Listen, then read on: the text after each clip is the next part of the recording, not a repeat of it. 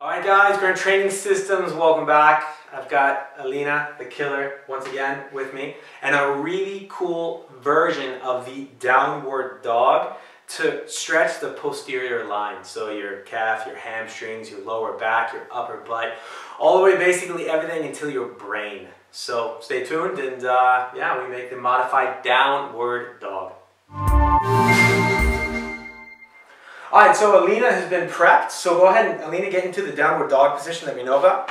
Got some lotion on my legs here, so I've been working all day. And then from here, as we know, the downward dog position from typical yoga, we have our heel on the ground, that's the goal, so we get the stretch in the back of the calf and also the hamstrings.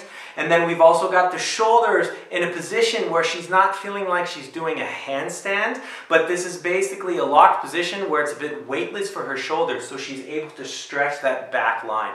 Where we make the modifications is going to be in her feet. So what I've already spoken with Alina about doing is I want her to go into a supinated position of her ankles. So as you're going to notice, she's going to start to raise her ankles up here a little bit, and what that does is that starts to put a little bit more pressure on the outside of your legs, yeah? You feel that it kind of catch on fire a little bit. And then from what she's able to do in this position is then actually go into a slight pronated position. So go ahead and kind of just pronate them a bit. Now, we want to be careful with the people that kind of have the knees together posture because we don't want to mimic that posture during the stretch.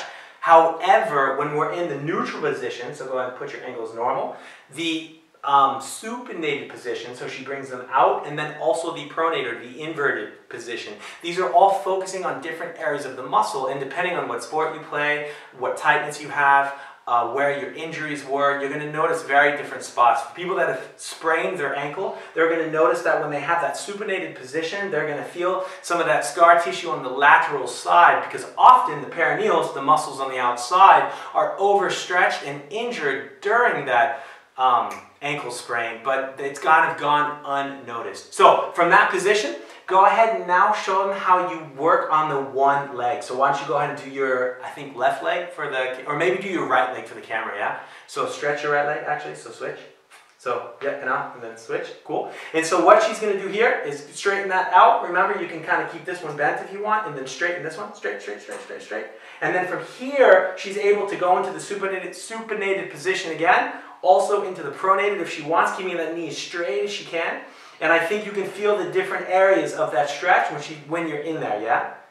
Yeah, so the supination is going to go on the outside, the neutral is going to get the whole posterior line, and then the pronation is going to work more on that inside. And wherever your weakness is, that's what we want to focus on.